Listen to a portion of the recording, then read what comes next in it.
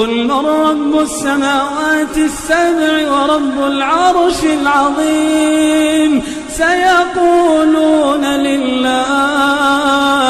قل أفلا تتقون قل من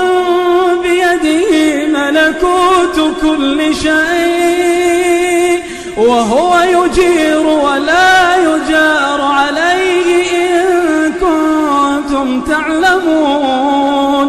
سيقولون لله قل فأنا